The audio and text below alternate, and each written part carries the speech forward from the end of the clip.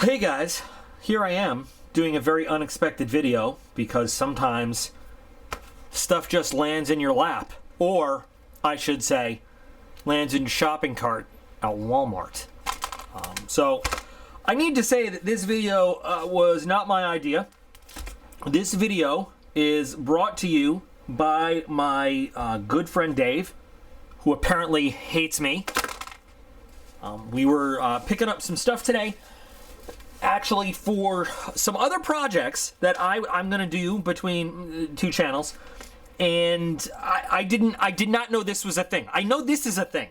I love this thing. I watch this thing. I did not know this was a thing. Yeah, this is a thing. They sell this. Yeah. Okay. So, all right. So oh boy. And he said you gotta test that. And I said, no, I certainly do not, sir. And he was adamant. And he said, I'm going to buy this so that you have to test it. And you know what? We didn't even know. Look at the packaging. Look at the packaging on this. There was not even a price tag. It was just on the rack with the other kitchen knives and stuff. I wasn't even looking at kitchen knives. I was looking for something else in the kitchen-related aisle for another thing. And we didn't even know what the price of this thing was until we got to the cash register. $11.97. $11.97. And he bought this just so that and prior to that, during the day, we had gone to the actual butcher shop because I got some meat for some stuff. This is one of the meats, but anyway. Yeah, he has been like giggling like a little girl thinking about me having to make this video for a few hours. And here we are. I'm home with my Forged in Fire 2-piece chef knife set from Walmart. Surgical stainless steel, hammered finish. But they say hammered stainless steel. And then, so let's look. Made in China, Hallex Holdings. What else? Now it has a 50-year warranty, which is pretty cool. Okay. Wash and warm soapy water after each use. Don't tell me how to live my life. Surgical corrosion-resistant stainless steel. Mirror polished hammered design. So it's not really hammered. Let's be honest. This is not forged and hammered by any stretch of the imagination. This is probably pressed with a machine.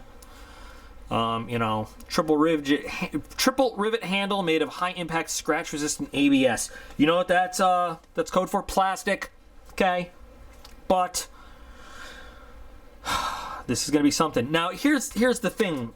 Now I love Forged in Fire, and I think a lot of people that watch this channel loved Forged in Fire, or at least respect Forged in Fire. And you will notice there is not the face or name of anybody associated with that show anywhere on this package. This is marketing by A&E and the History Channel, okay? And yeah, A&E Television Network, History Channel. This doesn't have anybody's name on it, okay? This is, I don't even, you know what? This is already, the package is already cut into. This is all the TV show. Look, oh, by the way, laser etched with the logo.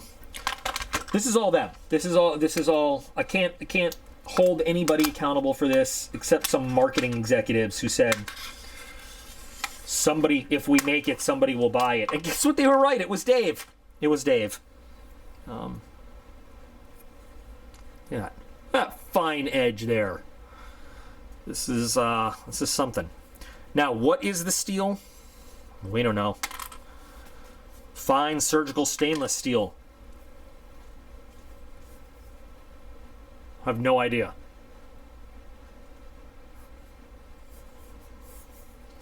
At least we can confirm. Is this bent?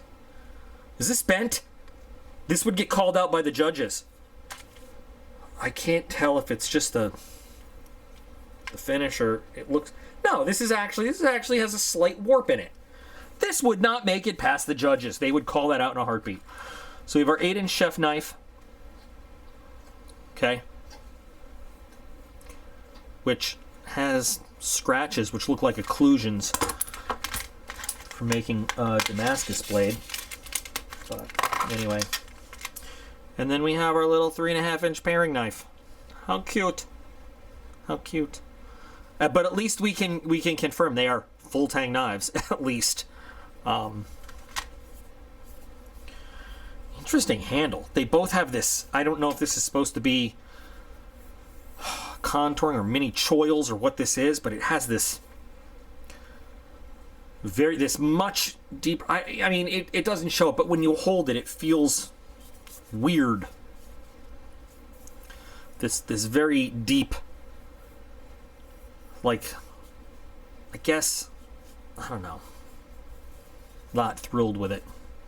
But I've also been told I don't hold a chef knife correctly anyway, and, you know, kind of sort of don't care, because I hold the knife the way I hold a knife in the kitchen, and it's always worked for me. There's a significant amount of residue and stuff on this, so, you know, I'm going to want to wash these in any case. But here we go. Now, okay, so how do we know that these are not actually forged? Because there's somebody's going to ask, you know, oh, it's forged in fire. How do you know they're not actually forged and, you know, hammer finish and all that? Well, okay, so if this was actually a forged and hammered finish, there would still be scale on this. There would be the you know, for lack of a better word, the black residue of a heat treat on here. It wouldn't be this mirror shiny finish even in the indentations of hammering.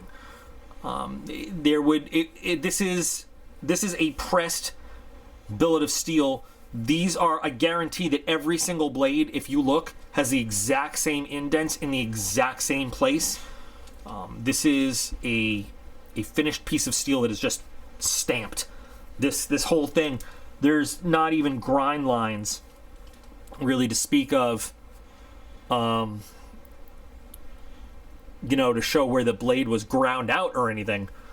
Or it's just stamped and pressed. So yeah. Not that I think most people are smart enough to know that these are just mass production run knives, but we're gonna put them through a little bit of testing here. So what we're gonna do is, while they're just fresh out of the package, we're gonna see what the edges are like. I mean, we're gonna actually test them. This is what Dave wanted to see, as he's probably cackling watching this video. It is a nice, I mean, let's evaluate. It's a nice, big, wide belly for, I mean, it's a chef's knife, you know, in design. It feels unevenly sharpened. Feels like you really need some finer sharpening and stropping right about there. There's absolutely an uneven grind towards the tip, if you look. Look at that right there. Okay, I'm going to try to capture it. It might be something that you can much better see in person, but look at that versus that. It is absolutely an uneven grind. Something that they would catch, the judges would catch on Forged in Fire. And you know, I've been watching the Forged in Fire beat the judges, actually today, just by coincidence. So let's see what we've got going into this.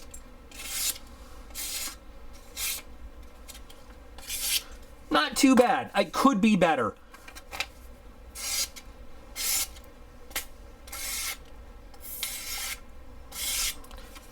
It's nice. It is actually it's much better than I thought it was going to be. There is a little bit of a roughness right in that particular area, but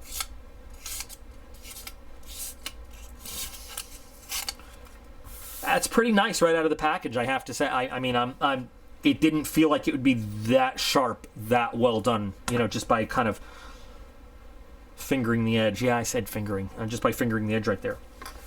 So what I want to do real quick before we test this out is I want to go wash the blades to get whatever kind of residue this is off. And we're going to start by cutting some of this flat iron steak. Just so we can get an evaluation, right? Because they're kitchen knives. So we want to see what they do with some kitchen tasks. We're going to cut some kitchen stuff. But then we're going to take it a little bit further and we are going to do some stuff that you just shouldn't do with kitchen knives. But hey, listen, this is Forged in Fire. It has its name on it. Now, I'm not going to do crazy things like baton it through a steel nail or try to cut through sugar cane or a suspended rope, because I don't have any of that stuff. But we're going to do some stuff that you normally wouldn't do with a kitchen knife. And then we're going to retest the edge on the meat once again to see how it holds up. Let's see how it does. All right, so I gave these both a good wash with warm soapy water because I let them tell me how to live my life. You can see we've still got some stray marks though along the edge. They're not perfectly beautiful, which, you know, like, again, it's a $12 knife. I'm not expecting it to be in show condition. It's a pretty nice finish. It looks nice. The paring knife especially has lots of little markups on the blade. However, I am just going to say, if you're branded from a show that is known for being very critical for any flaw in the appearance of the blade, I don't know. Maybe don't have any flaws in the appearance of your blades. But we're ready to do kind of our baseline test. So we're going to take this flat iron stake and we are going to try to cut right around.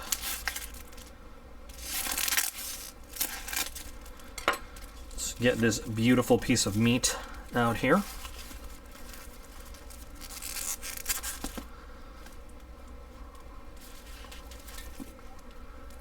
That is a gorgeous cut right there. I am so hungry right now. So a couple kitchen related tests we're going to do first. Paring knife. I just want to do a nice little slice, nice and thin. Yeah, it is very sharp. Lets us do these very fine little cuts. We can actually shave the meat really fine if we wanted to. If we want to get in there very finely and just trim off this fat, it actually is doing very well. No effort whatsoever. Not bad. Not bad. Let's get our chef's knife out. Start with a cut right down this way first of all. Very nice. Very, very nice. And the rest of this,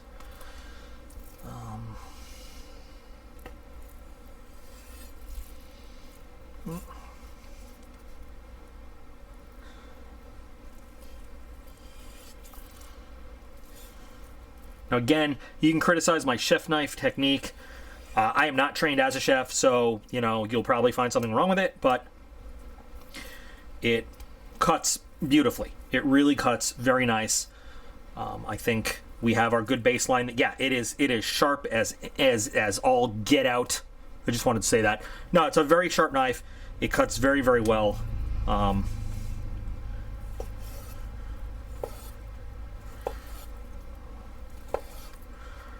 We can cut these really nice slices.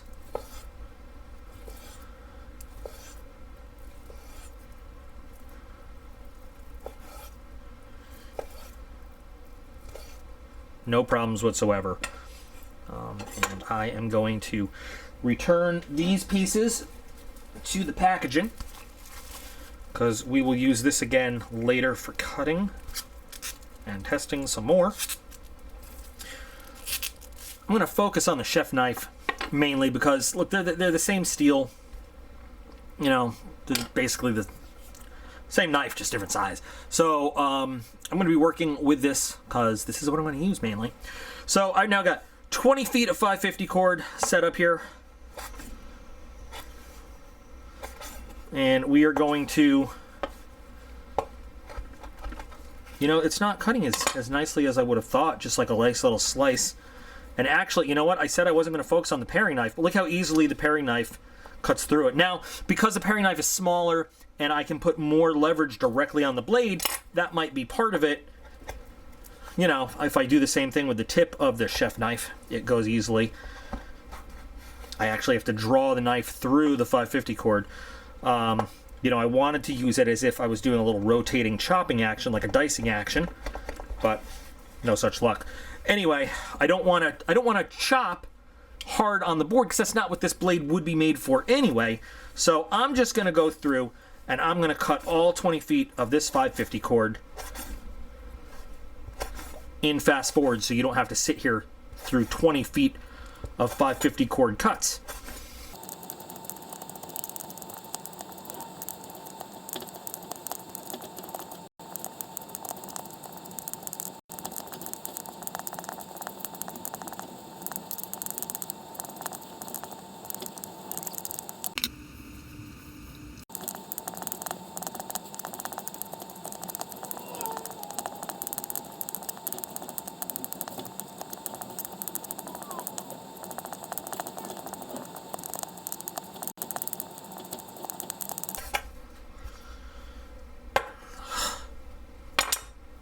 Wow.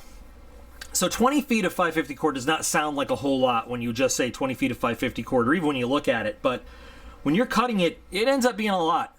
So I had paused partway through that to look up proper ways of holding a chef knife because the back of my hand and into my wrist was killing me. And it turns out that this is not a proper way to hold a chef knife. And one of the warnings they said is that doing this is going to put a lot of stress up into your wrist and your arm, and you're going to get pain in your back of your hand and your wrist. And guess what? It does. So you might have noticed I stopped doing this about midway through the cutting, and I tried various versions of the acceptable ways, which is thumb over the bolster, which is this, choking up a little bit, but basically it's keeping your finger away from the spine of the knife.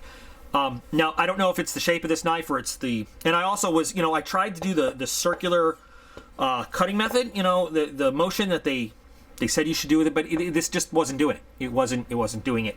And now we're going to try again with some other kinds of food later. It might have been the fact that I was cutting 550 cord. You're probably not going to be serving your family or anybody else a nice big heaping spoonful of 550 cord. But I wanted to run through the testing because not only are we cutting through the cord, but we're also running that edge through the wood of the cutting board.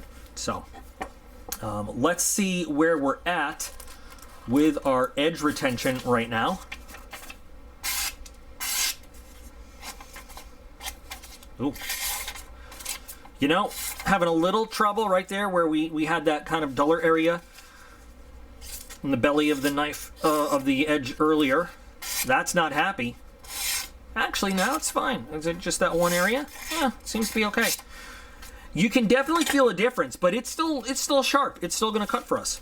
So I'm going to save this use for possibly another project later on. I gotta say, for an $11, $12 knife, though, I'm pretty impressed with the way the edge is holding. There are a lot of knives that have actually been more expensive that have been sold as survival knives or rough outdoors knives and stuff that actually, just after a test like this, where they have not retained the edge as well as whatever kind of steel this is made of. But I was actually thinking this thing was going to be a complete joke right out of the package, to tell you the truth. Let me get to the next test, though, and let's see. We have here one standard-sized shallot. I love shallots. I think they're delicious. I think they add a lot of flavor to anything you put them in. And I will say again, I am not a professional chef. I'm not trained in professional cookery. Oh, I love the smell of a shallot. My eyes are going to start crying any minute now. But I'm not a professional chef. I am just a dude who enjoys cooking. So I am probably going to do this dreadfully wrong and anger any professionals out there. Just keep in mind, I won't criticize you for screwing up your weapon systems, operations, and employment. Don't criticize me for my effed up cooking. I'm going to put one half of this away to test in a little bit. I'm going to chop part of this now.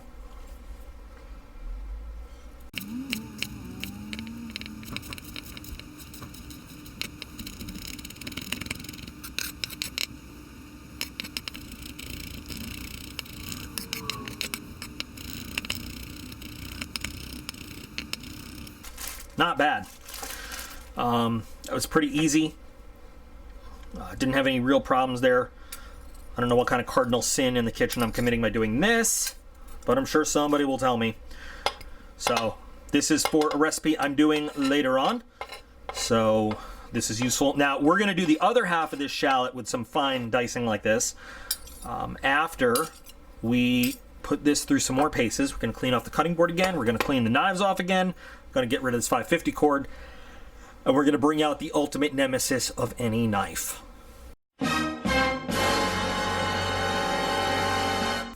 Now, regarding the last chopping event, anybody that's a little bit worried about safety or sanitary concerns, what you didn't see was I wiped away any fibers that were left on the cutting board. Nobody's being served nylon in any meal. I forgot to show you that I did that. But anyway, so I've given everything a sterile wipe down again, wiped the knives down, so we're not cross-contaminating anything. Just some people get concerned about stuff like that in videos, and they want to know it's done. So don't tell me how to live my life. All right, here it is. Yeah, why would you ever use a kitchen knife to cut cardboard up? I don't know, some people do crazy things, but again, you really want to talk about edge retention testing, this is going to do it. I say this often, and a lot of people are, you know, they're new to the knife thing. Nothing tests a knife's ability to maintain an edge like cutting through cardboard. And it's molecular level stuff. I mean, it really is like a cool chemistry thing. And I don't want to get too far into it, but it's the arrangement of molecules and the substance in the cardboard to the steel. Cutting through cardboard should be a capital offense with a nice knife. That's what they make box cutters for. But on the other hand, what do we have all these nice fancy sharp knives for if not to use, right? So, but if you really want to test how your knife holds an edge, just grab some cardboard and cut through it, and you'll see really fast. So, I'm gonna do the long way, and then I'm gonna take those long strips and cut the short way, and here we go. By the way, I want to stop the fast forward right now to say this thing cuts through cardboard like, well, literally a knife through hot butter. This thing is doing great. I basically just start the cut, and then I can push the knife straight down through it. Like, I mean, it's doing great so far, but we'll see how the edge holds up when it's all done. Some of you might be watching thinking that I'm a little inconsistent with the area of the knife that I'm cutting on. I'm doing that on purpose because I don't want to just test one part of the blade. I want to test the front section, I want to test the middle, and I want to test the rear. I want to really wear out the whole knife, and unfortunately, you know, the cardboard strips are not big enough to catch the entire knife blade on, which is why you might see me using different sections. I'm not trying to get all of the cardboard on just one part of the knife blade. I really want to work out the whole thing.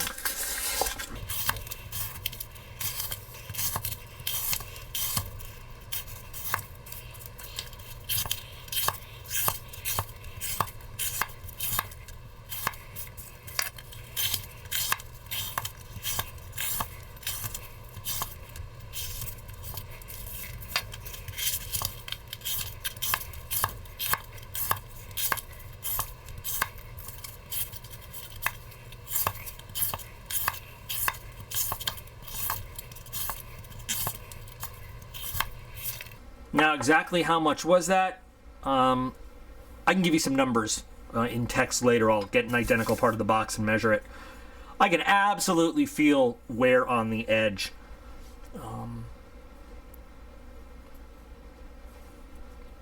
You can see a difference there. It is $11.97. It's still cutting. It is still cutting.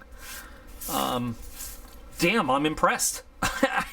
So me and Dave were talking in the car too about, like, guys, seriously, when I do the test, I never influence a test or a review. I never ever, whether I like a company, I hate a company, even in BattleBox reviews, which you guys who've been with the channel, you know how I feel about BattleBox these days. You know how I used to feel about them.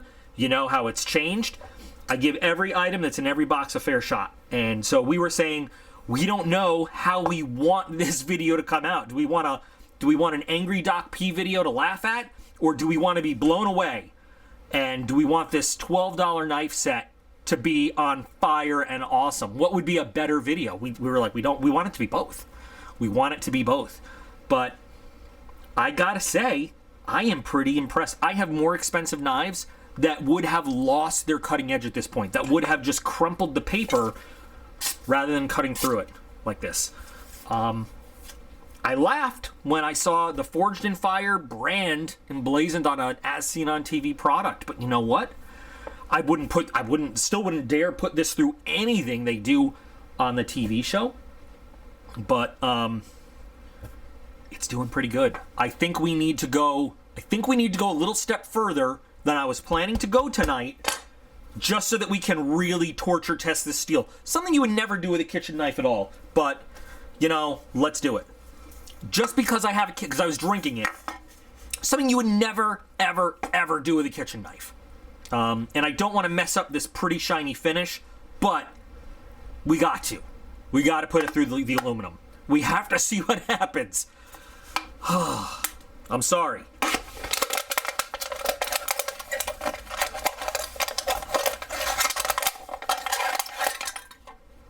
Wow. Without the structural integrity of the can, it's kind of hard to get it to poke through. But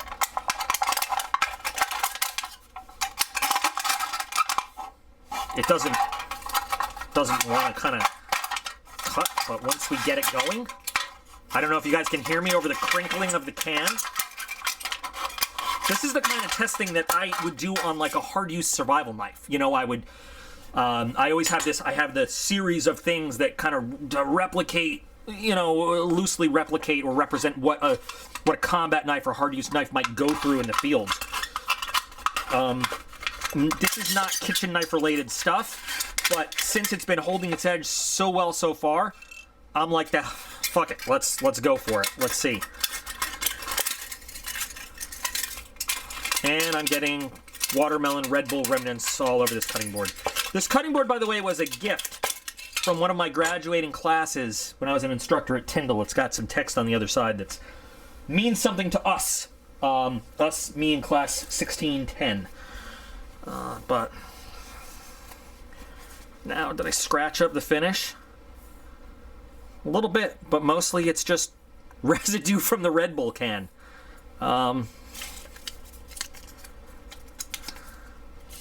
You're kidding me.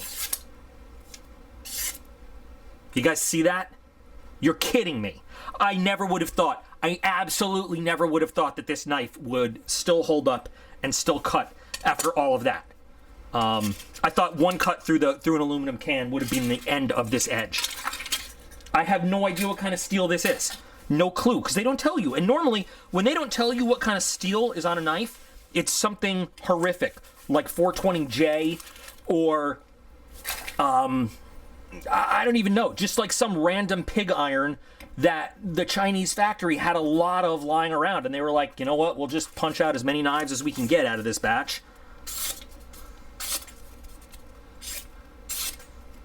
You've got it. I am blown away and impressed, and I am, sir, I apologize for laughing at you. You have fought heroically today. You have earned your Forged in Fire label. It will cut. Well, after another wipe down and cleaning, take a look at the finish on this knife. The jagged aluminum just, like, barely scratched the surface. I'm going to name this knife Chuck Norris, because the only thing that can cut Chuck Norris is Chuck Norris. This is, I don't know, I need to know what kind of steel this thing is made of. I have no idea. I have absolutely no idea. We've got just a few little light scratch marks, and they're just surface scratches. They don't penetrate down into the steel. Not at all. Incredible. I talked some shit.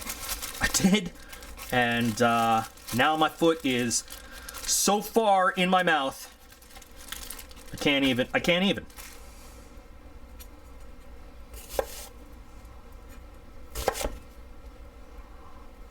Oops. Yep, once again, Don't blame the knife for this. This is my crappy not chef skills right here. But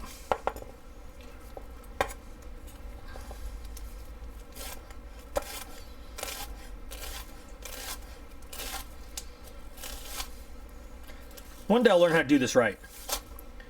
I just totally lost control of the shallot. But you know what? It's going to get chopped. One way or another, this thing's going to get diced up. Do you hear that shelf next to me with all the models shaking violently as I dice away? I think it's doing just as well as it did before. Yeah, I mean, it is chopped. I suppose you should be doing this with like a spoon or a spatula. I don't know. It is diced nice and finely. I have to get this in the little Ziploc bag with the rest of the shallots, and then I will get the steak. All right, we've got the steak here again.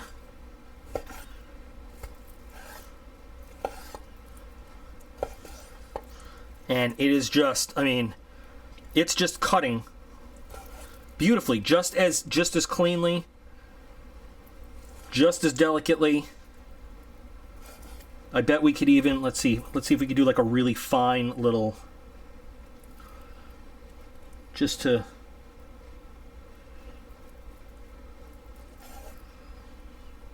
real fine little cut. This thing is better than I ever imagined it ever would be.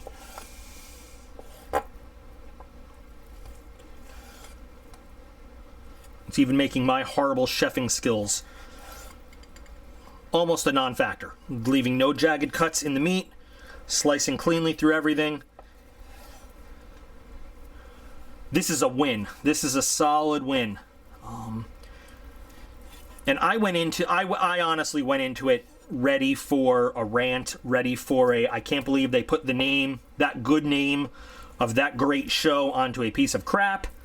Because, you know, you look at a, as seen on TV type thing and you're like, well, this is going to suck.